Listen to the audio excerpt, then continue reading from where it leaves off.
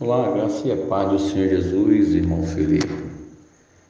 Irmão Felipe, eu vejo tudo isso aí como um espírito, né, do anticristo, né? A gente vê lá no Apocalipse, capítulo 12, capítulo 13, capítulo 17, 18, né? A gente vê a união da igreja e o Estado, do Estado e a igreja, né? E isso acontece num período tribulacional, dentro da grande tribulação, não é? Onde a besta que surgiu da terra, a besta que subiu do mar, ou seja, o anticristo, o falso profeta, e a gente vê a, a questão da religião e da política, né? Sempre juntas, né?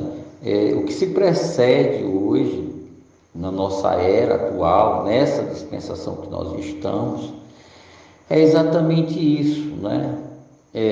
Isso é algo que está antecipando, né? Com movimentos que acendeiam, né? O que acende, né? O que faz alusão à era tribulacional, quando o Estado, né? E o governo do homem e o governo religioso, sacerdotal, né, estarão juntos a pelejar contra, né, tudo que se chama Deus, contra a obra de Deus, contra a salvação, né, de Cristo Jesus a uma humanidade perdida. Hoje, quando a gente vê aí pastores que se voltam para a política e que são elegidos pela igreja, elegidos como deputado, ao Senado, ou até mesmo a presidente da República, né? Muitos dizem que a bancada evangélica gospel foi quem elegeu o Jair Messias Bolsonaro, né? E a gente vê isso, né, infelizmente, dentro desse mundo evangélico, dentro dessa grande cristandade, né, movimentos que apoiam partidos, apoiam vereadores, deputado estadual, deputado federal, senadores e até presidente, né? Então, a gente vê, de certa forma, a igreja se unindo ao Estado, né? A igreja se unindo ao poder do homem, né? A gente vê isso de forma clara, nítida, né? Mas, meu irmão, né? Esse assunto é de grande interesse para nós, né? Que somos igreja, né? Pois é sabido que o espírito do anticristo já opera desde os tempos do início da igreja primitiva, né, onde o campo das ideias filosóficas daqueles hereges de então, eles se formavam nos pensamentos de Sócrates, Platão e também de Aristóteles, né? Dentre outros filósofos, como Anaxágoras, né? Surgindo assim o gnosticismo como uma arma fundamental que vem operando aos longos dos tempos contra o que é a igreja, contra o verdadeiro cristianismo, né, que anda na contramão do mundo, contra tudo isso, todos esses métodos filosóficos e das falsas filosofias que hoje aí estão, né, contra Deus, contra a igreja, a verdadeira igreja, né?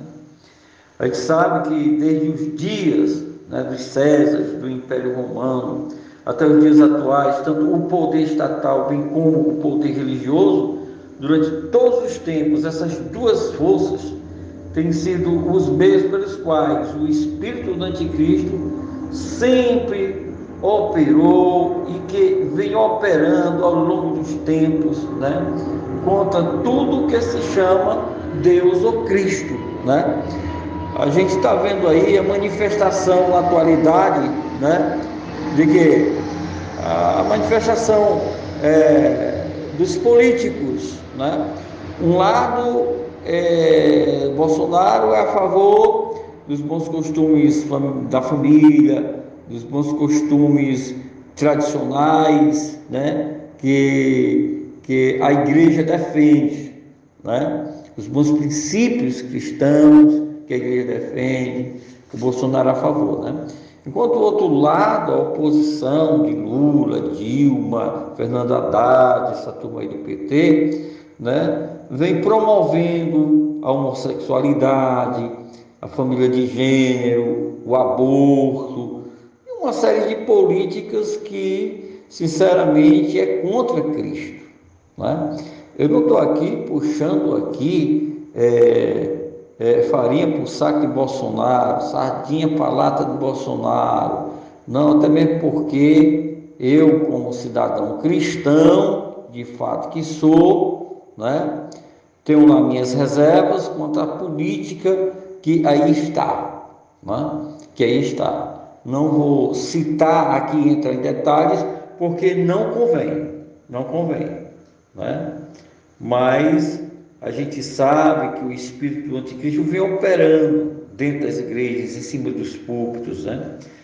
E olhando para as profecias do Apocalipse e associando as profecias de Daniel, de Isaías, de Ezequiel, de Zacarias, né? E aos evangelhos, nós iremos ver, meu irmão, a forma com a qual esse espírito anticristão vem agindo ao longo dos tempos contra o cristianismo, de fato, né? Que estava por existir, onde o mesmo veio a ser fundamentado por Jesus Cristo, né? Ele é o fundamento, o alicerce e a cabeça da igreja, o cabeça da igreja, visto que, né, quando os zelotes, que era aquele grupo de judeus que eram pelo lado da política, né? E eles quiseram eleger Jesus Cristo por algumas vezes a rei de Israel para livrá-lo do cativeiro do Império Romano que prevalecia sobre as nações, mais de 123 províncias, né, do antigo mundo, né, daquele mundo de então, né, eram dominados pelo Império Romano. E nós sabemos que a história, né, dos judeus, eles estiveram também debaixo do cativeiro de Roma, né, e pagando os impostos a César, né, e que os zelotes, eles queriam, né, e desejavam serem libertos, né, do cativeiro romano, e eles queriam, né, eles viram Jesus Cristo pregando uma boa mensagem, o poder de oratória de Cristo Jesus, né, diante das plateias, diante das multidões, altamente influenciadora, né, e totalmente, né, irrefutável, né? Os zelotes, vendo isso, eles desejaram eleger Jesus Cristo a rei, e Jesus Cristo fugia da presença dos zelotes e daqueles que queriam envolver Jesus Cristo com a política. E vejamos só o que Jesus Cristo diz, né? Dê a César o que é de César e a Deus o que é de Deus. E quando Jesus esteve diante de Pilatos, Jesus Cristo disse: olha, o meu reino é eterno, daqui eu não sou, né? E mesmo assim é o reino da igreja, ele é eterno. Nós que somos verdadeiros cristãos, nós estamos aqui como peregrinos e forasteiros, não somos dessa terra, não somos deste mundo, né? Não somos, né? Isso é escatologia pura, né? A gente vê quando Paulo fala lá aos Filipenses, no capítulo 3, versículo 20 e 21, ele diz assim: mas a nossa pátria está nos céus, de onde também esperamos o nosso Senhor e Salvador Jesus Cristo, né? Que transformará o nosso corpo fraco e abatido, mortal, na imortalidade, né? Na imortalidade, e que nos fará semelhantemente ao seu corpo glorioso e sujeitará também a si todas as coisas, né? E quando a gente vê lá João falando, a palavra de Deus não se contradiz, né? O que o apóstolo Paulo falou, João também vai falar, né? Porque era Jesus falando, revelando a eles, né? Lá em João capítulo 14, versículo 1, 2 e 3, Jesus Cristo diz assim: não se turbe os vossos corações, credes em Deus, credes também em mim. Na casa de meu Pai há muita morada, se não fosse assim eu vos teria dito: irei e vos prepararei lugar, né?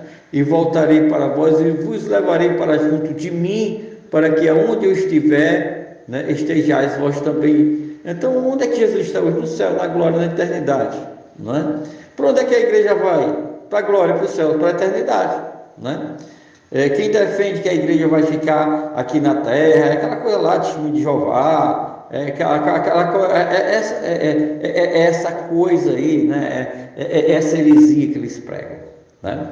Infelizmente, né? Quando a gente vai para toda a escatologia bíblica, a gente vê o lugar da igreja, a responsabilidade da igreja, por que a igreja existe, não é? E a gente sabe, né? Jesus veio para que os seus não receberam, mas a todos quanto receberam, deu o poder de ser feito filho de Deus, saber os que creem no seu nome, né? Lá de João capítulo 1, versículo 11 e 12, não é? Então, a posição da igreja é essa, né? Ou seja, o que os judeus recusaram, né? A igreja pegou para si. Eu não estou pregando aqui teologia da substituição, né? Embora a minha mensagem de domingo passado ficou um pouco parecido para quem conhece teologia da substituição, mas não é isso. Eu não defendo a teologia da substituição, mas a era atual, a dispensação atual é da graça e pertence a quem? A igreja, nós, né? Nós, né? Estamos vivendo profecias, né?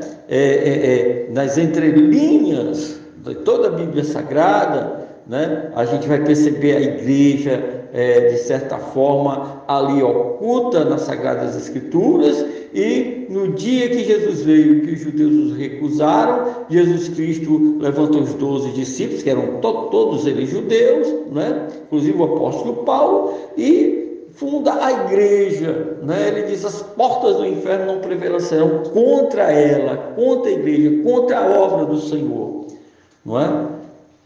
Então, quer dizer, os judeus, né, estão no anonimato, né? Eles haverão de se aperceberem, se despertarem lá na era da grande tribulação, com o pacto da aliança que eles farão com o anticristo, né? E é quando eles se despertarão, e aquela mulher que foge para o deserto e tudo lá, do capítulo 12 e tudo, né? Digamos que com certeza seja Israel e não a Igreja Católica, como ela quer, né? Ou seja, até a Igreja Católica prega a teologia da substituição, como muitos pregadores do nosso meio evangélico, eu vejo eles pregando teologia da substituição. Não foi isso que eu preguei domingo passado aí na igreja, né? Naquele culto de escola bíblica dominical, não é? Não foi. Eu preguei a dispensação da graça que pertence à igreja do Senhor Jesus. Pois é, meu irmão, a igreja e o Estado hoje, infelizmente, não a verdadeira igreja, mas a falsa igreja, ela está andando aí de mãos dadas toda hora com o poder político, com o poder do Estado, poder estatal, né? Lamentável e infeliz isso, né? A gente vê que os calvinistas, né, quem defende a teologia calvinista, como o nosso saudoso Charles Spurgeon, né? Ele defendia essa teologia da política, da igreja, ou seja, eu sou a favor assim da igreja, da sua opinião, da igreja mostrar e defender o que é certo dentro de uma sociedade corrompida, dentro de uma sociedade cega, dentro de uma sociedade que vive nas trevas do pecado, né? Eu sou a favor da igreja opinar, dar o parecer dela, mas de forma bíblica, de forma cristocêntrica, de forma cristã, de forma totalmente exclusa, né, da política. Ela pode opinar e dar até opiniões, onde essas opiniões obviamente influenciarão, né, alguns eleitores a votar naquele candidato que defende, né, a família tradicional, os bons costumes e por aí vai, né? Meu irmão, a graça e a paz, um abraço fraterno, que Deus em Cristo nos abençoe.